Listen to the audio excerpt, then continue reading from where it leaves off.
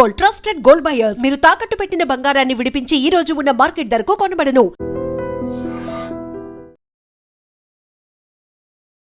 నమస్తే, నేను Kavitha. Welcome to I dream news and నిజాలు.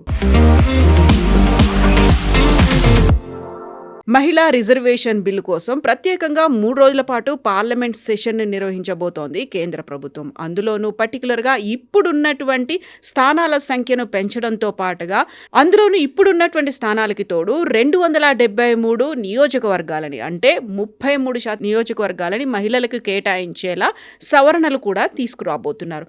బట్ దీనికి జనాభాకి సంబంధం లేదా? దీనివల్ల దక్షిణాది రాష్ట్రాలకి నష్టం జరగట్లేదా?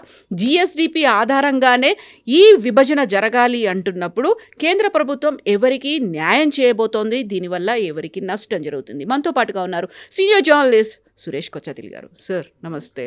సో మనం ఎప్పటి నుంచో ఎదురు చూస్తున్నాం, అనుకుంటున్నాం, చాలా వరకు స్పెక్యులేషన్స్ ఉన్నాయి, అవుతుందా కాదా అని డౌట్ల తర్వాత ఫైనల్గా ఈ మంత్ 16th నుంచి 18th వరకు ఒక 3 days స్పెషల్ సెషన్స్ జరగబోతున్నాయి టు డిస్కస్ అండ్ దీన్ని పాస్ చేద్దాము అనేది. బోల్డ్ అని ప్రోస్ అండ్ కాన్స్ కనిపిస్తున్నాయి, ఇఫ్స్ అండ్ బట్స్ ఉన్నాయి. మీరేమంటారు? పర్టికులర్ బిల్ 2023లో పాస్ అయిన బిల్ ఇది, 128th కాన్స్టిట్యూషనల్ అమెండ్మెంట్. అప్పుడు ఏం చెప్పారంటే మహిళలకి 33% రిజర్వేషన్ కల్పించాలి పార్లమెంట్, దట్ ఈస్ లోక్సభలో అండ్ స్టేట్ అసెంబ్లీస్లో. మనకు ఆల్రెడీ ఈ చట్టం పంచాయత్లో, మున్సిపల్ కార్పొరేషన్స్ ఆల్రెడీ ఉన్నాయి 33% మహిళలకి. కానీ లోక్సభలో దీన్ని తీసుకురావడానికి చాలా ప్రయత్నించారు యూపీఏ గవర్నమెంట్, కానీ తీసుకురాలేకపోయారు, వాళ్ళు అమెండ్మెంట్ పాస్ చేయలేకపోయారు. ఇన్ఫ్యాక్ట్ ఈ పర్టికులర్ లాని, చట్టాన్ని తీసుకురావడానికి 4 సార్లు ప్రయత్నించారు.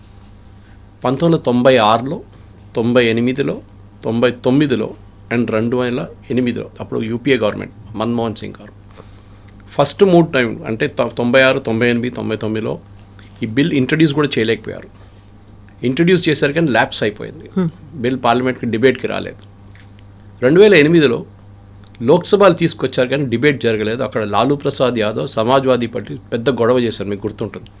లాలూ ప్రసాద్ వాళ్ళ పార్టీ పేపర్ చించి పడేసి మొత్తం చాలా గొడవ చేశారు అక్కడ. దాని తర్వాత అది రాజ్యసభకి వెళ్ళింది. అక్కడ బీజేపీ వాళ్ళు సపోర్ట్ చేశారు, కాంగ్రెస్ని సపోర్ట్ చేసి బిల్ పాస్ చేశారు. సో అందరూ ఏమనుకున్నారంటే ఆ బిల్ మళ్ళీ లోక్సభకు వచ్చి లోక్సభ పాస్ చేస్తారనుకున్నారు, కానీ జరగలేదు. అది పెద్ద ఇష్యూ అయిపోయింది, బిల్ ల్యాప్స్ అయిపోయింది. అంటే ఆ పార్లమెంటు ఫినిష్ అయిన తర్వాత బిల్ ల్యాప్స్ అయింది. అది తో ఈ బిల్ అట్లనే ఉండిపోయింది. తర్వాత మోదీ గవర్నమెంట్ వచ్చిన తర్వాత దీన్ని 2023లో చట్టంగా తీసుకొచ్చారు, that is women's reservation bill అని. అందరూ సపోర్ట్ చేశారు, బిల్ పాస్ అయింది. ఇప్పుడు దాని తర్వాత ఇప్పుడు మన 26కి వచ్చేసాం, 3 సంవత్సరాలు ఏం చేయలేదు. అందరు తప్పు ఉంది దాంట్లో. ఎందుకంటే దీంట్లో ఒక చాలా మటుకు సీట్లు పెంచాల్సి వస్తుంది. బేసిక్లీ మీరు చెప్పినట్లనే 543 సీట్స్ నుంచి 816 సీట్స్కి పెంచాలి. That is increase of 237 seats. ఇది ఒక చాలా పెద్ద ఒక స్టిక్కింగ్ ఫ్యాక్టర్ అయిపోయింది. ఎట్లా పెంచుతాం ఈ సీట్లు అని చెప్పేసి. సో అక్కడే మోదీ గవర్నమెంట్కి ఆల్మోస్ట్ 3 సంవత్సరాలు పట్టింది. ఇదే సిట్యుయేషన్ మనం సిఏఏలో చూసాం. సిటిజన్షిప్ అమెండ్మెంట్ యాక్ట్ తీసుకొచ్చిన తర్వాత 5 సంవత్సరాలు పట్టింది దీనికి చట్టాలు చేయడానికి, అంటే రూల్స్ ఫ్రేమ్ చేయడానికి. అది కూడా ఎక్స్ప్లెయిన్ చేయలేకపోయారు ఎందుకు ఇంత డిలే అని. ఇప్పుడు తెలుస్తుంది మనకి ఈ బిల్ ఎందుకు డిలే చేశారండి. ఒకటి, సెన్సస్ జరగాలి ఉండే 2020లో, కానీ కోవిడ్ వచ్చింది, అప్పుడు సెన్సస్ జరగలేదు. So the most assumption was 2022లో జరగవచ్చు అని అనుకున్నారు, కానీ అది కూడా కాలేదు. ఇప్పుడు మొదలైంది సెన్సస్, జస్ట్ స్టార్టెడ్. అది మినిమం ఒక 2 సంవత్సరాలు పడుతుంది. దాని తర్వాత డేటా కంపైల్ చేయాల్సి వస్తుంది. అది కూడా దీంట్లో క్యాస్ట్ సర్వే కూడా ఉంది ఒకటి, అది కూడా ఉంది. సో ఈ 2029 ఎలక్షన్కి దీనికి ఈ చట్టం మనం అమలు చేయాలని తెలిసిపోయింది మోదీ గవర్నమెంట్కి. అప్పుడు ఏం చేయాలి? అక్కడ ఒక క్వశ్చన్ వచ్చింది, ఏం చేయాలని. ఆ ప్రశ్నకే మోదీ గవర్నమెంట్ ఒక చిన్న ట్విస్ట్ తీసుకొచ్చారు దీంట్లో. 3 రోజుల్లో సమావేశం పిలిచినప్పుడు చాలామంది అన్నారు ఎలక్షన్స్ నడుస్తుంది, వెస్ట్ బెంగాల్ ఇంకా ఓటింగ్ కాలేదు, ఇట్లాంటి పరిస్థితుల్లో మీరు ఎట్లా దీని పార్లమెంట్ సెషన్ ఎట్లా పిలుస్తారంటే, సారీ సెషన్ ఉంది, ఎవరు రావాలంటే వాళ్ళు రావచ్చు అని చెప్పారు. ఈ పర్టికులర్ సిట్యువేషన్లో ఇప్పుడున్న దాంట్లో 2/3 మెజారిటీ కావాల్సి వస్తుంది గవర్నమెంట్కి ఈ మార్పులు తీసుకురావడానికి. ఏంటో మార్పులు నేను ఎక్స్ప్లెయిన్ చేస్తాను మీకు. ఒకటి, సీట్లు పెంచాలి. సో 543 నుంచి పెంచాల్సి వస్తుంది. సో ఈ పెంచినప్పుడు 237 సీట్లు పెంచినప్పుడు మీరు ఎట్లా చేస్తారు దాన్ని? ఉన్న ఎగ్జిస్టింగ్ కాన్స్టిట్యున్సీస్ని స్ప్లిట్ చేయాల్సి వస్తుంది. ఇది యూజువల్లీ ఈ పని చేసేది డీలిమిటేషన్ కమిషన్. ఆల్రెడీ ప్రపోజల్ ఉంది డీలిమిటేషన్ కమిషన్ దగ్గర. ఎందుకంటే మన దగ్గర ఉన్న ఈ 543 లోక్సభ స్థానాలు 1971 సెన్సస్ మీద తీసుకున్నారు. ఇప్పుడు మనం 2026లో ఉన్నాం. ఎన్నో సెన్సస్ జరిగింది. 2011 వాజ్ లాస్ట్ వన్. దాని మీద కూడా మార్పులు తీసుకురాలేదు. ఫర్ ఎగ్జాంపుల్ మీరు ఉత్తరప్రదేశ్ తీసుకోండి, లేకుంటే మనం మొత్తం రాష్ట్రమే తీసుకుందాం. మన 1971 సెన్సస్లో మన పాపులేషన్ వాజ్ అరౌండ్ 54 కోట్లు, ఇప్పుడు 140 కోట్లు. కానీ మన లోక్సభ స్థానాలు అంట్లోనే ఉండిపోయింది. సో నేను ఒక ఎగ్జాంపుల్ ఇస్తాను. కాన్స్టిట్యున్సీ లైక్ మా కాన్స్టిట్యున్సీ మల్కాజిగిరి, ఒక టైంలో పాపులేషన్ తక్కువ ఉండే, మేబీ 15-20 లక్షలు ఉండొచ్చు ఆ టైంలో. ఇప్పుడు మల్కాజిగిరి 38 లక్షల మంది ఉన్నారు. ఇప్పుడు 40 ఉంటుంది, 40 లక్షలే ఉంటుంది. ఈజీగా దాన్ని 3 కాన్స్టిట్యున్సీగా స్ప్లిట్ చేయొచ్చు, మినిమం 2. అది చేయలేదు. దాన్ని ఎందుకు చేయలేదు అది మనం ఎక్స్ప్లెయిన్ చేయలేం. కానీ ఒకటి డీలిమిటేషన్ జరగలేదు, రెండవది సెన్సస్ జరగలేదు. ఇప్పుడు గవర్నమెంట్ సెన్సస్ పెట్టారు. దాని తర్వాత 2029 ఎప్పుడైనా ఈ సెన్సస్ అయిపోయిన తర్వాత డీలిమిటేషన్ కమిషన్ నోటిఫై చేస్తారు. సుప్రీంకోర్టు జడ్జెస్ ఉంటారు, రిటైర్డ్ ఎలక్షన్ కమిషనర్స్ ఉంటారు, ఎక్స్పర్ట్స్ ఉంటారు. వాళ్ళు ప్రతి కాన్స్టిట్యున్సీ పాపులేషన్ చూస్తారు. చూసి దాన్ని బట్టి ఎన్ని లోక్సభ స్థానాలు వీళ్ళకి ఇవ్వాలని డిసైడ్ చేస్తారన్నమాట. అక్కడే రేవంత్ రెడ్డి గారి స్టేట్మెంట్ నిన్న చూసుంటారు మీరు. ఓకే, జిఎస్డిపి మీద మా పాపులేషన్ తగ్గిపోయిన సదర్న్ స్టేట్స్లో మా సీట్లు తగ్గిపోతాయని. I think that is a misnomer. ఒకటి, అమిత్ షా గారు చాలా క్లియర్గా దీన్ని అష్యూరెన్స్ ఇచ్చారు. ఎందుకంటే ఈ సెన్సస్ నడిపేది was done by the ministry of home affairs. Delimitation కూడా అక్కడి నుంచి వస్తుంది. సో చాలా మటుకు క్లారిటీ ఏమి ఇచ్చారంటే సదర్న్ స్టేట్స్కి సీట్లు తగ్గవు, కానీ with in the state problem రాబోతుంది మనకి. ఫర్ ఎగ్జాంపుల్, హైదరాబాద్ చుట్టుపక్కల ఉన్న ఏరియాలో మినిమం ఒక 25 నుంచి 30 అసెంబ్లీ సెగ్మెంట్స్ యాడ్ అవుతుంది. అవును. సో సిద్దిపేటలో కూర్చున్న వాళ్ళు, కరీంనగర్లో కూర్చున్న వాళ్ళు ఏమంటారు, మీరు మా వైపు చూడరు, మీరు మాకు ఒక 2-3 సీట్లు పెరుగుతుంది ఇక్కడ. అక్కడ 25-30 పెరుగుతుంది. ఆల్రెడీ 20 ఉంది, 20-25 ఉంది, 40 సీట్లు ఉన్న అసెంబ్లీలో 1/3 అక్కడ పోతే మమ్మల్ని ఎవరు పట్టించుకుంటారు ఇక్కడ? అదొక ప్రాబ్లం రాబోతుంది. కానీ అది అర్బన్ కాంగ్లామరేషన్ అట్లనే ఉంది అనమాట. ఏం చేయలేం. మైగ్రేషన్ చాలా మటుకు సిటీ వైపు జరిగింది. సిటీ కూడా ఎక్స్పాండ్ అయింది. రేవంత్ రెడ్డి గారు ముందు ఓఆర్ఆర్ మొత్తం చుట్టూ తీసుకుందామన్నారు, అది డ్రాప్ చేశారు. కానీ ఇప్పుడు కూడా దాన్ని 3 మున్సిపల్ కార్పొరేషన్గా స్ప్లిట్ చేశారు. కానీ హైదరాబాద్ టుడే 1 కోటి మంది ఉన్నారు హైదరాబాద్లో. ఒక టైంలో 30-40 లక్షలు ఉన్నది, ఇప్పుడు 1 కోటి మంది ఉన్నారు. సో న్యాచురల్లీ పాపులేషన్ పెరిగింది. సో 4 కోట్ల ఉన్న పాపులేషన్లో 1/4 హైదరాబాద్లో ఉంటే సీట్లు కూడా 1/4 ఉంటుంది. That is with assembly. లోక్సభకు వచ్చేటప్పుడు నేను చెప్పాను చూడండి, ఇప్పుడు రేవంత్ రెడ్డి గారి కంప్లైంట్ని ఈజీగా ట్యాకిల్ చేయొచ్చు. దాని మెథడాలజీ కూడా ఎక్స్ప్లెయిన్ చేశారు దీనికన్నా ముందు అమిత్ షా గారు ఒకసారి. కానీ అందరూ మర్చిపోయారు. ఒక 2-3 సంవత్సరాల ముందు ఎక్స్ప్లెయిన్ చేశారు. ఏం జరగబోతుందంటే, ఒక లోక్సభ కాన్స్టిట్యున్సీకి ఇంతమంది ఓటర్స్ ఉండాలని ఉంటుంది, మ్యాక్సిమం మినిమం. ఇప్పుడు మల్కాజిగిరి చెప్పాను 38 లక్షలు. మీకు లద్దాఖ్ లోక్సభ కాన్స్టిట్యున్సీ పాపులేషన్ తెలుసా మీకు? 1.4 lakhs. అసెంబ్లీ సెగ్మెంట్ కంటే తక్కువ. మన దగ్గర జిహెచ్ఎంసీ వార్డులో ఉంటుంది, అంతకన్నా ఎక్కువ ఉంటారు. ఎందుకంటే పాపులేషన్ తక్కువ. It's huge area. అక్కడ పాపులేషన్ చాలా తక్కువ. ఒకవైపు కార్గిల్ వైపు షియా ముస్లిమ్స్ ఉంటారు, ఇక్కడ బుద్ధిస్ట్ ఉంటారు ఇటువైపు లద్దాఖ్ వైపు. ఇది పరిస్థితి. కానీ మీరు దాన్ని డ్రాప్ చేస్తారా? లోక్సభ కాన్స్టిట్యున్సీ ఇవ్వమని చెప్తారు? కాదు.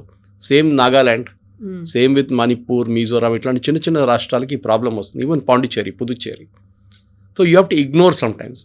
అట్లాంటి కాన్స్టిట్యున్సీని మీరు ఇగ్నోర్ చేసేసి వాళ్ళని స్ప్లిట్ చేయలేము మనం. అది అట్లనే ఉంచుకుంటాం 1 సీట్. ఇప్పుడు కూడా లే లదాఖ్లో ఒక డిమాండ్ ఉంది. నేను అక్కడ 2024లో వెళ్ళినప్పుడు చూశాను. వాళ్ళ ఎంపీస్తో మాట్లాడాను, వాళ్ళ లోకల్ కౌన్సిలర్స్తో మాట్లాడాను. వాళ్ళు ఏమంటారు, మాకు కార్గిల్ సపరేట్, మేము సపరేట్, మీరు అక్కడ కానీ వాళ్ళకి ఇప్పుడు అసెంబ్లీ లేదు అక్కడ. It is now under the union territory. So they cannot split. Lok Sabha కూడా మీరు స్ప్లిట్ చేయలేరు.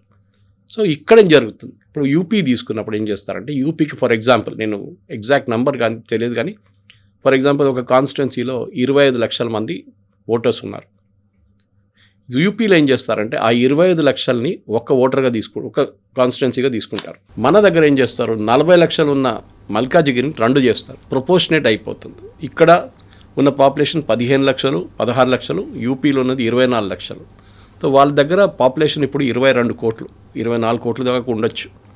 సో నంబర్ ఆఫ్ సీట్స్ 80 పెరిగి 120 అవుతుంది, 160 కాదు.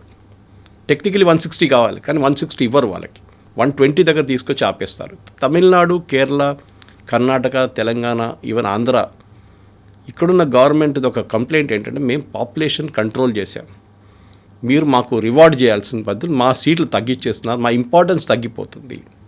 ఇది వీళ్ళ కంప్లైంట్. సో ఫర్ ఎగ్జాంపుల్ వీళ్ళేమంటారు, బీజేపీ నార్త్ ఇండియాలో గెలుస్తారు, అక్కడ సీట్లు పెంచుకుంటారు వాళ్ళు, సో మమ్మల్ని ఎవరు పట్టించుకోరు, సౌత్ ఇండియా గెలవకపోతే కూడా మాకు ప్రాబ్లం లేదంటారు, which is a wrong thing. ఎందుకంటే తెలంగాణ లాంటి ప్లేస్లో కూడా బీజేపీకి 8 స్థానాలు ఉన్నాయి, ఇక్కడ కూడా 50% of seats they have one. ఆ కంప్లైంట్ ఇక్కడ రాదు. Karnataka also they doing good, అక్కడ కూడా వాళ్ళు ఇప్పుడు అపోజిషన్లో ఉన్నారు అంతే. సో సౌత్ నార్త్ అనేది ఈ డివైడ్ తప్పు. ఐ థింక్ ఉమెన్స్ రిజర్వేషన్ బిల్లో చాలా మటుకు ఇప్పుడు ఈ అమెండ్మెంట్ తీసుకొస్తున్న దాన్ని ప్రతి పార్టీ సపోర్ట్ చేయాల్సిందే. కానీ ఇవాళ సోనియా గాంధీ గారు ఒక ఆపరేట్ రాశారు హిందూలో, దాంట్లో ఆమె ఏమన్నారని, మోదీ గారు ఈ పొలిటికల్ పాయింట్ స్కోర్ చేయడానికి ట్రై చేస్తున్నారు, మీరు సెన్సస్ దాకా ఆగాలుండే, సెన్సస్ తర్వాత డీలిమిటేషన్ ఇది చెప్పారన్నమాట. ఇప్పుడు సెన్సస్ ఎక్కడ ఎంత జనాభా ఉన్నారో తెలియకుండానే డీలిమిటేషన్ కానీ సీట్ల సంఖ్య కానీ ఎలా చేస్తారు? ఒకవేళ ఇదే ప్రాపర్గా జరగలేదనుకుంటే 33% రిజర్వేషన్ అనేది దానికి జస్టిస్ జరిగినట్టే అవుతుందా? సెన్సస్ అంటే ఇట్ ఇన్క్లూడ్స్ ఎంటైర్ పాపులేషన్. ఓటింగ్కి ఓన్లీ అబౌవ్ 18 years వాళ్ళు ఎలిజిబుల్ ఉంటారు. డిఫరెన్స్ ఉంటుంది. సో 18 కన్నా తక్కువ చాలా పెద్ద పాపులేషన్ ఉంటుంది. సో సెన్సస్కి దానికి సంబంధం లేదు. మీ దగ్గర ఓటర్ లిస్ట్ ఉన్నప్పుడు that is the final number. ఇప్పుడు ఎస్ఐఆర్ కూడా జరుగుతుంది, క్లీనప్ అయింది చాలా మటుకు ఓటర్ లిస్టు. సో మీరు చూడండి, యూపీ, బీహార్, వెస్ట్ బెంగాల్, 2-3 రాష్ట్రాలు ఇంకో ఉన్నాయి, గుజరాత్, అన్నీ కలుపుకుంటే 6 కోట్ల మంది ఓటర్స్ని తీసేశారు లిస్ట్ నుంచి, 6 crores. అప్పుడు చెప్పండి కవిత గారు, ఇప్పుడు మన దగ్గర పాపులేషన్ 140 కోట్ల, ఈ 5-6 స్టేట్లను 6 కోట్లు తీసేశారు. మిగతా అన్ని స్టేట్లు కలుపుకుంటే ఒక 4 కోట్లు పోయి ఉంటుంది అక్కడి నుంచి కూడా. తమిళనాడు 1 crore, 10 కోట్ల పాపులేషన్ పోయిందా మనది? So what should be our actual population? 130 crores చెప్పలేము. మనం 150 crores కూడా ఉండొచ్చు పాపులేషన్. ఈ మనం అజంప్షన్ పెట్టుకుంటున్నాం. మనకి 2011 తర్వాత సెన్సస్ జరగలేదు. సో మనం ఏం చేస్తున్నాం, ఎక్స్ట్రాపోలేట్ చేస్తున్నాం. ఇంత గ్రోత్ లాస్ట్ డెకేడ్లో జరిగిందంటే ఈ డెకేడ్లో ఇంత గ్రోత్ జరిగి ఉంటుంది. ప్రతి స్టేట్ వాళ్ళ బర్త్స్ రిపోర్ట్ చేస్తారు, డెత్స్ రిపోర్ట్ చేస్తారు. సో ఇది సెన్సస్ జరుగుతుంది, ఇట్స్ అ ప్యారలల్ మిషన్. కానీ సెన్సస్ కోసం ఆగితే ఉమెన్స్ రిజర్వేషన్ బిల్ యాక్చువల్లీ అమల్లో రాదు. ఇదే రాహుల్ గాంధీ కూడా కంప్లైంట్ చేశారు ఒక స్పీచ్లో, ఇప్పుడు అది వైరల్ అవుతుంది. అది ఆ స్పీచ్లో ఆయన ఏమన్నారు, మీరు ఎందుకు ఆగుతున్నారు, ఎందుకు ఆగారు ఇప్పుడు దాకా, ఇంప్లిమెంట్ చేయండి, it takes only 5 minutes to implement అన్నారు. మోదీ గారు అన్నారు, great, we will implement it now. కానీ ఇంప్లిమెంటేషన్ ప్రొసీజర్ మీదే ఈ గొడవంతన్నాడు. మీరు చెప్పినట్లని పాపులేషన్ అంటే జనాభా ఏంటి, let the amendment go through. మీకు ఇంకా 3 సంవత్సరాలు ఉన్నాయి నెక్స్ట్ ఎలక్షన్కి. ఆ 3 సంవత్సరాల్లో ఒక డీలిమిటేషన్ కమిషన్ పేరు కాకుండా ఇంకేదైనా పేర్లో పెట్టి రిటైర్డ్ ఎలక్షన్ కమిషనర్స్ కానీ, retired chief justice of India, కొంతమంది జ్యుడిషియల్ ఎక్స్పర్ట్స్, కొంతమంది పాపులేషన్, వీళ్ళందరినీ పెట్టి ప్రతి ఈ 543ని ఎట్లా పెంచాలి మనం, ఇంకా 237 సీట్లు పెంచితే 816 సీట్లకు రావాలంటే ఎట్లా చేయాలి ప్రతి స్టేట్లో. ఇప్పుడు మన దగ్గర ఉన్న 17 సీట్లు బహుశా అది పెరిగి 26 కావచ్చు నా అంచనా. అది నేను చూశాను ఇక్కడ ఆ నంబర్. అది same thing with Andhra Pradesh, same thing with Karnataka. కానీ నార్త్లో పెరిగిందంటే మీ దగ్గర ఉన్న పాపులేషన్ 4 కోట్లు, తెలంగాణ మన దగ్గర ఉన్న పాపులేషన్ 4 కోట్లు, వాళ్ళ దగ్గర 22 కోట్లు ఆల్రెడీ ఉంది. So they are almost 5 to 6 times of your population. So naturally వాళ్ళ సీట్లు కూడా 6 times పెరగాలి కదా. మీ వైపు మీకు రేపు 10 సీట్లు ఇచ్చారనుకోండి, తెలంగాణకి 10 సీట్లు ఎక్కువ ఇచ్చారు, 17 నుంచి 26 చేశారు, ఆర్ 27 చేశారు. ఉత్తరప్రదేశ్ కూడా అదే చేయాలి కదా, 80కి డబుల్ చేయాల్సి వస్తుంది వాళ్ళకి కూడా. అదే టర్మినాలజీలో మీరు వెళ్ళాల్సి వస్తుంది అనమాట. ఇక్కడ మీరు పెంచారు 10 సీట్లు based on 4 crore population, 20 crore పాపులేషన్కి 5 times. So 50 to 60 seats పెంచాలి వస్తుంది మీకు. అంటే 150 సీట్లు అవుతుంది యూపీ. కానీ ఇప్పుడు మినిస్ట్రీ ఆఫ్ హోమ్ అఫేర్స్ ఆ రోజు రిలీజ్ చేసిన ఫిగర్లో ఒక 2-3 నెలల ముందు యూపీస్ 120 to 124 సీట్స్ అని చెప్తారు. అంటే ఆల్రెడీ వాళ్ళ మైండ్లో ఒక నంబర్ అయితే ఉంది. ఆ నంబర్ని ఇప్పుడు గ్రౌండ్ లెవెల్లో డివైడ్ చేయాల్సి వస్తుంది. That is the most important thing. ప్రతి కాన్స్టిట్యున్సీ, సికింద్రాబాద్ లోక్సభ కాన్స్టిట్యూన్సీ ఎట్లా డివైడ్ చేస్తారు ఇప్పుడు? 2 చేస్తారా దాన్ని? పేరేమైనా పెట్టుకోవచ్చు దానికి, కానీ ఎట్లా చేస్తారు? That population that be divided. మన దగ్గర కూడా కార్వాన్ అనే ఒక కాన్స్టిట్యున్సీ ఉంది. బద్దంబాల్ రెడ్డి గారు గెలుస్తుండే ఎప్పుడు అక్కడి నుంచి. ఆయన అక్కడే బద్దంబాల్ రెడ్డి అంటే కార్వాన్ అంటే బద్దంబాల్ రెడ్డి. కానీ మీరు చూసుంటారు అక్కడ దాని తర్వాత బీజేపీ ఎప్పుడు గెలవలేదు బద్దంబాల్ రెడ్డి గారు పోయిన తర్వాత. అక్కడి నుంచి. ఎందుకంటే కార్వాన్ కాన్స్టిట్యున్సీని రాజశేఖర్ రెడ్డి డీలిమిటేషన్ చేశారు. It was a illegal thing actually చేశారు. కానీ డీలిమిటేషన్ కమిషన్ ఉందంటే ఉంది, కానీ ఆ కాన్స్టిట్యున్సీలో ఏం చేశారంటే చాలా మట్టుకు ఒక పర్టికులర్ పాపులేషన్ వాళ్ళని తీసుకొచ్చి కలిపారు. దాంతో అక్కడ డెమోగ్రఫిక్స్ మారిపోయింది. సడన్గా బద్దంపాల్ రెడ్డి గారు అక్కడి నుంచి గెలవలేదు. అట్లనే మన దగ్గర ఓల్డ్ సిటీలో చాలా కాన్స్టిట్యున్సీస్ పేర్లు మారిపోయినాయి. అక్కడ బేగం బజార్ కాన్స్టిట్యున్సీ ఉండే, ఇప్పుడు లేదు. అది పేరు మారిపోయింది. ఇక్కడ గోషామాయిల్ వైపు వచ్చేసింది. రాజా సింగ్ గెలుస్తున్నారు అక్కడి నుంచి. సో ఇట్లాంటి చాలా మార్పులు మన దగ్గర కూడా జరిగినాయి. So it is not that it didn't happen. కానీ కొన్ని జరగాల్సి ఉండే జరగలేదు. డీలిమిటేషన్ జరుగుతుంది. Let this happen. దాని తర్వాత సెన్సస్ వచ్చిన తర్వాత మనం నెక్స్ట్ 2034 ఎలక్షన్స్కి మనం మార్పులు తీసుకురావచ్చు ఎట్లా. కానీ దానికి అన్ని ఒక పెద్ద డిసడ్వాంటేజ్ అంటే కవిత గారు, మీరు ఒక ఫిక్స్డ్ పీరియడ్ ఇస్తే, ఫర్ ఎగ్జాంపుల్ ఓకే 5 సంవత్సరాలు ఒక ఎంపీ సీట్ ఉంటుంది, దాని తర్వాత రొటేట్ అవుతుంది. దాన్ని సికింద్రాబాద్ 1, సికింద్రాబాద్ 2 అని పెట్టుకుందాం మనం. సికింద్రాబాద్ 1 మహిళల కోసం రిజర్వ్ చేసిన కాన్స్టిట్యున్సీ, నెక్స్ట్ దానికి వచ్చినట్టు సికింద్రాబాద్ 2 అయిపోతుంది. అప్పుడు ఆ పనిచేసే ఎంపీ అక్కడి నుంచి ఆమె ఏమంటుంది, నేనెందుకు పని చేయాలి, నెక్స్ట్ 5 సంవత్సరాల తర్వాత నేను ఇక్కడ పోటీ చేయలేను, let it go, doesn't matter, నేను పని చేయను, నేను మళ్ళీ ఈ 5 సంవత్సరాలు ఎట్లా నడిపించుకుంటూ పోతాను నేనంట. అది కాదు, దే షుడ్ బి కంటిన్యూషన్. 10 సంవత్సరాలైనా ఆ ఎంపీ సీట్ అట్లనే ఉండాలి. ఎందుకంటే ఈ పర్టికులర్ అమెండ్మెంట్లో ఒక మేజర్ ఇదేంటంటే ఈ పర్టికులర్ రిజర్వేషన్ 15 సంవత్సరాల దాకా ఉంటుంది అని ఒక మార్పు తీసుకొస్తున్నారు. దాని తర్వాత ఈ అమెండ్మెంట్ని కొట్టి పడేయకపోతే it will continue for ever. Lok Sabha ఎప్పుడు దాకా దీన్ని అమెండ్ చేయరో 15 years అనేది 30 సంవత్సరాలు, 40 సంవత్సరాలు కూడా వెళ్ళొచ్చు రిజర్వేషన్. కానీ మార్పు డెఫినెట్గా జరుగుతుంది. ఇప్పుడు మన దగ్గర ఉన్న ప్రజెంట్ లోక్సభ అని చెప్పాను చూడండి, మన దగ్గర ఉన్న ప్రజెంట్ లోక్సభలో మహిళల సంఖ్య 15%. In the 17th Lok Sabha which is the present Lok Sabha only 15%. అసెంబ్లీలో ఇంకా దారుణం 9%. ఈ ప్రాబ్లం ఇక్కడ వస్తున్నప్పుడు మీరు జిహెచ్ఎంసీ తీసుకోండి, దీంట్లో చాలామంది మహిళలు 33% కింద పోటీ చేసి గెలిచారు. కానీ ఎవరు నడిపిస్తున్నారు బిజినెస్? వాళ్ళ భర్తలు, వాళ్ళ అన్నలు, వాళ్ళ తమ్ముళ్ళు నడిపిస్తున్నారు. వాళ్ళు సంతకం పెట్టడానికి ఒకటే వస్తారు వాళ్ళు, అంతే. ఓన్లీ వీళ్ళు షాడో లాగా ఉంటుంది అంతే. వాళ్ళ ఆఫీస్లో అయితే వాడు కూర్చొని ఉంటాడు అక్కడ టేబుల్ దగ్గర, ఈమె ఎక్కడ కనిపించదు. ఎందుకంటే పవర్ వాళ్ళ దగ్గర ఉంది. That should be avoided. కానీ అది చేయలేం, చాలా డిఫికల్ట్. ఎందుకంటే అది జిహెచ్ఎంసీలో చూస్తున్నాం, పంచాయతీలో కూడా చూస్తున్నాం. వీళ్ళంతా అబ్సెంట్ టీవీలు, ఓన్లీ నామకే వాస్తే పోటీ చేస్తారు, గెలుస్తారు. కానీ పవర్ వాళ్ళ హస్బెండ్ చేతిలో, ఎందుకంటే వాళ్ళ చేతి నుంచి పోయిన పవర్ ఇది. సో వాళ్ళ పవర్ వాళ్ళ దగ్గర ఉంచుకుంటారు. నీకేం కావాలరా ఆ పని, సరే ఇంత డబ్బులు నేను తీసుకుంటాను, ఆ పని చేపిస్తారు. సో లోక్సభకు వచ్చేటప్పుడు కూడా ఇది జరగకూడదు. దీనికి ఉన్న మిస్యూజ్ ఎట్లా హ్యాండిల్ చేస్తారనేది ఒక పెద్ద సమస్యగా ఉండిపోతుంది.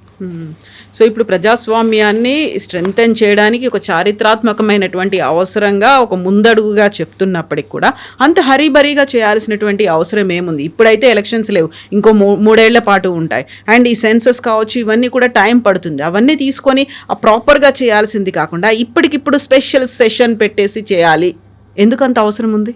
ఇది మోదీ గారి దగ్గర అడగాలి ప్రశ్న. ఎందుకంటే ఆయనకి సడన్గా బ్రెయిన్ వేవ్ ఎట్లా వచ్చిందో తెలియదు. ఎప్పుడైనా మోదీ గారు రాత్రి 8 గంటలకు మాట్లాడుతున్నారనేది అనౌన్స్మెంట్ వస్తే నాకు టెన్షన్ అయిపోతుంది. ఎగ్జాక్ట్గా అలా మాట్లాడారనుక దాని వెనకాల ఇంకేదో ఉంది అనేది భావిస్తూ ఉంటారు కదా. బహుశా ఆయనకు అర్థమైపోయింది ఉంటుంది, ఒక మాఫియా లోక్సభని కంట్రోల్ చేస్తున్నారు. 4 సార్లు గెలిచిన సార్లు, 5 సార్లు గెలిచిన అంటున్నారు. అట్లాంటి వాళ్ళు మారట్లేదు, వాళ్ళ పవర్ అబ్సల్యూట్ అయిపోయింది. ఇప్పుడు తెలంగాణ తీసుకోండి, బండి సంజయ్ కరీంనగర్, కిషన్ రెడ్డి సికింద్రాబాద్, నెక్స్ట్ కిషన్ రెడ్డి పోటీ చేస్తారు, నెక్స్ట్ బండి. నేను I'm not talking party wise, even Congress వైపు. అది మాఫియా కాదు, కాంగ్రెస్ లేదు, it is they are controlling. అంటే అది వాళ్ళ అక్కడి నుంచి మారరు. మీరు రేపు రిజర్వేషన్ పెట్టారనుకోండి, అండ్ దట్ రొటేషన్ రిజర్వేషన్, వాళ్ళు భయపడతారు. ఇప్పుడు వాళ్ళ కాన్స్టిట్యున్సీ ఉండదు రేపు. నెక్స్ట్ అది ఉమెన్ అయిపోతే వాళ్ళు అక్కడి నుంచి ఇంకేదో కాన్స్టిట్యున్సీ చూసుకోవాల్సి వస్తుంది వాళ్ళకి. సో వాళ్ళ వైపు నుంచి కూడా ఒక ఏం చెప్తారు, ఒక రెస్ట్లెస్నెస్ వచ్చేస్తుంది వాళ్ళకి. సో మోదీ గారికి ఎక్స్పెరిమెంట్ ట్రై చేస్తున్నారు. ఒకటి హీ విల్ క్లెయిమ్ క్రెడిట్. అది సోనియా గాంధీ వాళ్ళ ఆమె రాసిన ఆపేడ్లో కూడా అదే చెప్తుంది, Modi is trying to claim credit for it. నేను చెప్తాను దాంట్లో తప్పేముంది? మీకు అవసరం ఉంది, మీకు ఇంత మంచి అవసరం ఇచ్చారు, 4 సార్లు ఈ బిల్ వచ్చింది పార్లమెంట్లో, మీరు పాస్ చేయలేకపోయారు, మోదీ గారు చేశారు. ఇదే మీరు ఆర్గ్యూ చేస్తే ఆధార్ కార్డ్కి, just taking an example, Aadhaar card UID తీసుకొచ్చినప్పుడు దాన్ని కొట్టిపడేశారు సుప్రీంకోర్టు యూపీ హయాంలో, saying there is no legal sanctity to this. అది మోదీ గవర్నమెంట్ వచ్చినప్పుడు జరిగింది ఇది. ఎందుకంటే పార్లమెంట్ అప్రూవ్ చేయలేదు. అది పార్లమెంట్ అప్రూవ్ చేయకుండా మీరు ఆధార్ కార్డు ఇంట్రడ్యూస్ చేశారు. సో మోదీ గవర్నమెంట్ వచ్చిన తర్వాత ఏం చేశారు, దాన్ని మనీ బిల్గా పాస్ చేశారు. పాస్ చేసి దాన్ని అప్రూవల్ తీసుకున్నారు పార్లమెంట్, అయిపోయింది. దాన్ని it became a legal document. ఇది వీళ్ళు చేసే తప్పులు. కాంగ్రెస్ టైంలో చాలా మంచి ఆపర్చునిటీ ఉండే వాళ్ళకి, మహిళల దగ్గర నుంచి సర్టిఫికేట్ కొట్టడానికి, ఇది మేము మీకోసం చేస్తాం చూడండి అని చెప్పి. ఇది మోదీ గారు చేస్తున్నారు అంతే. That's only difference. ఆయన ఏం చూస్తున్నాడు కవిత గారు, ఇప్పుడు ఇండియన్ పాపులేషన్లో 50% ఆల్మోస్ట్ మహిళలు ఉన్నారు. మన బీహార్ ఎలక్షన్లో చూసాం మనం, మహిళలు వచ్చి చాలా ఓట్ చేశారు. Even Maharashtra election they are voting like crazy. Even Kerala ఎలక్షన్లో మన జరిగిన దాంట్లో మహిళలు పురుషుల కన్నా ఎక్కువ వచ్చి ఓటేస్తున్నారు. Usually it's other way around. 53-47 ఉంటుంది. ఇప్పుడు 53 ఇటువైపు వెళ్ళిపోయింది, 47 అటువైపు వెళ్ళిపోయింది. మైగ్రేషన్ ఉండొచ్చు, పాపులేషన్ వాళ్ళు ఎక్కడో పని చేస్తున్నారు హస్బెండ్స్, అది కూడా ఉండొచ్చు, అన్ని కారణాలు ఉండొచ్చు. కానీ మోదీ గారికి ఇది తెలిసిపోయింది, మహిళల దగ్గరే పవర్ ఉందని. వాళ్ళ కోసం ఉన్న ఉజ్వల స్కీమ్ కానీ, వాళ్ళ కోసం ఉన్న బెనిఫిట్స్ కానీ, ముద్రా లోన్లో వాళ్ళకున్న కావాల్సిన బెనిఫిట్స్ ఇస్తూ ఇది చూస్తున్నారన్నమాట.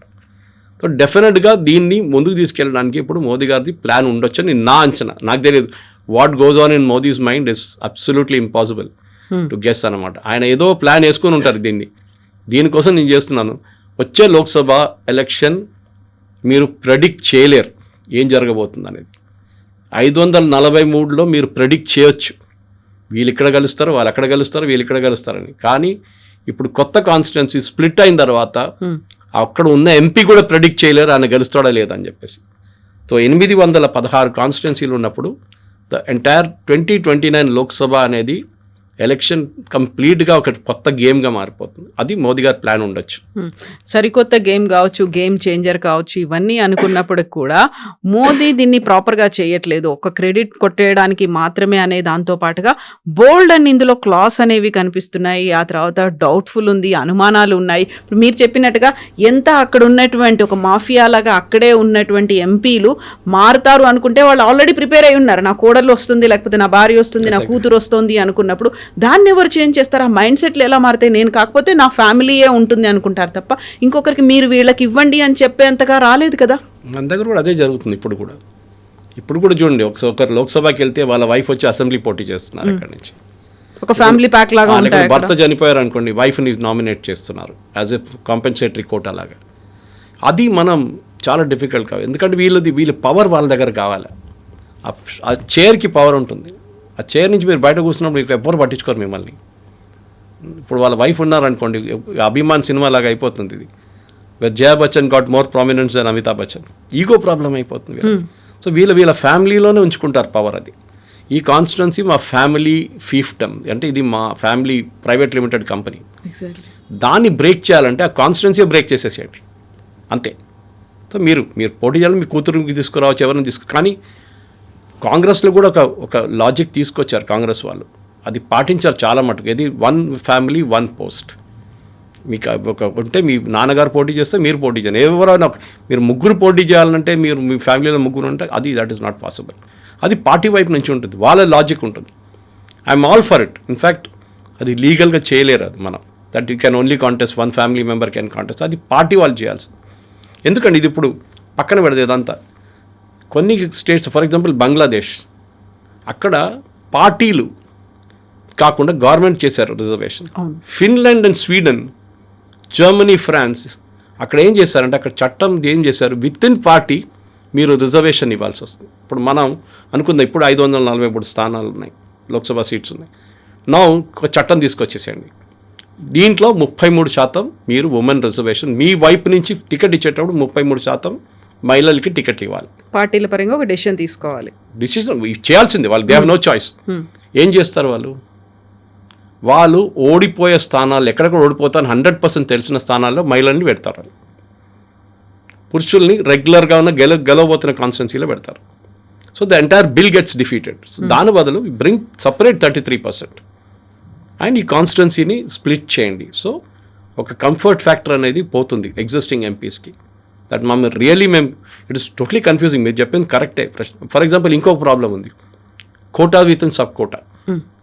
ఇప్పుడు SC, ST, BCలకు ఈ మహిళా రిజర్వేషన్లో మళ్ళీ మీరు రిజర్వేషన్ కల్పిస్తారా? అక్కడ వాళ్ళకి దెబ్బ పడుతుంది, అక్కడ ఇచ్చినటువంటి ఎందుకంటే రిజర్వేషన్ మీరు ఆల్రెడీ అక్కడ ఇచ్చారు. That is the problem. మీరు ఆల్రెడీ జనరల్ కేటగిరీలో 543 స్థానాల్లో ఎస్సీ, ఎస్టీ, ఓబీసీకి రిజర్వేషన్ ఇచ్చారు. అది మహిళలు ఉండొచ్చు, పురుషులు ఉండొచ్చు. కానీ మళ్ళీ మీరు ఇక్కడ పెడితే కోటా వితనే కోటా అని చెప్పి మళ్ళీ ఎవడో సుప్రీంకోర్టుకి వెళ్తారు. That is going to be legal challenge ఒకటి. కానీ బహుశా జరగదు. కానీ దీన్ని సపోర్ట్ కావాలంటే కాంగ్రెస్ సపోర్ట్ లేకుండా ఈ బిల్ పాస్ చేయలేము. Or they should walkout of the Lok Sabha. అది జరగవచ్చు బహుశా. ఎందుకంటే the rule is 2/3 of the members present and voting. అందరు 540 మంది రావాలని లెక్కర్లేదు. యూ కెన్ ఈవెన్ 300 మంది ఉంటే 300 మందిలో 2/3 ఓట్ చేయాల్సి వస్తుంది. ఇంట్రెస్టింగ్గా ఉంటుంది. ఐ థింక్ ఇండియన్ పార్లమెంట్ హిస్టరీలో బహుశా నెక్స్ట్ 16, 17, 18 అనేది ఒక వన్డే క్రికెట్ కన్నా ఎక్కువ, ఒక ఐపీఎల్ కన్నా ఎక్కువ ఇంట్రెస్ట్ చూపించబోతే డిబేట్లు ఉండబోతుంది అనుకుంటాను. బాగా పర్ఫామ్ చేస్తే, అంటే డిసిప్లిన్గా నడిపిస్తే it should be a real.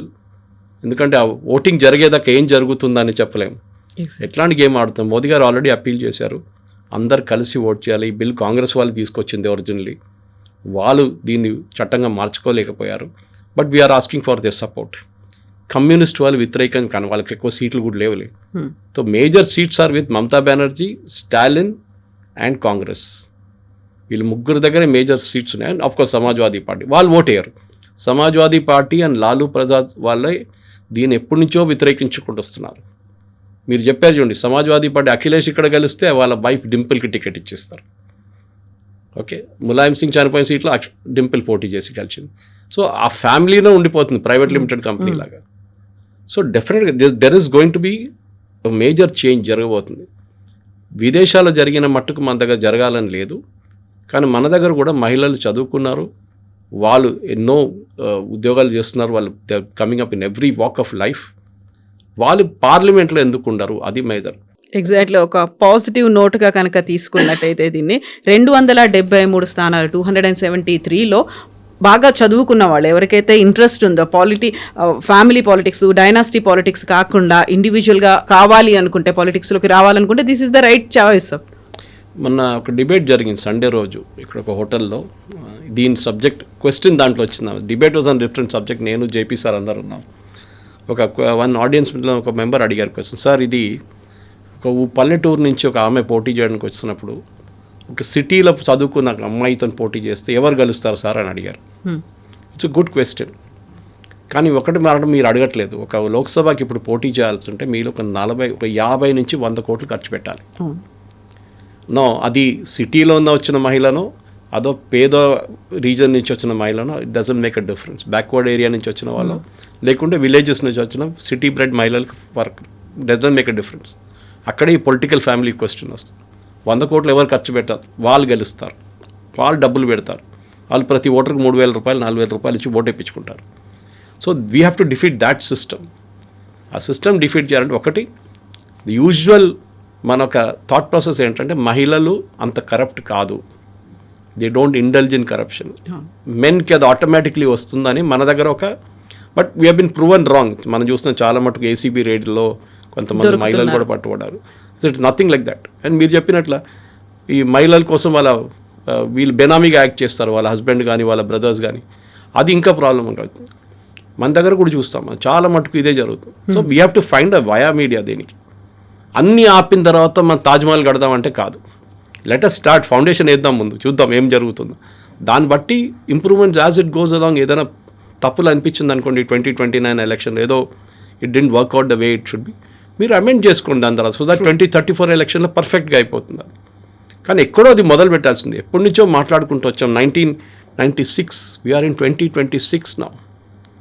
ఆలోచించండి, ఇన్ని సంవత్సరాలు మనం దాని కూడా ఏం చేయకుండా దాన్ని బట్టి కూర్చున్నామంటే it is sheer waste. 30 years we're wasted. Let us make it a reality. మహిళలకి ఈ దేశంలో వాళ్ళకి కావాల్సిన స్థానం వాళ్ళకి ఇవ్వాల్సిందే. Because every other sector they are progressing and let them progress in politics also. Lok Sabha చూడడానికి కూడా బాగుంటుంది. It possibly look more colourful with all saris and all that. చూద్దాం.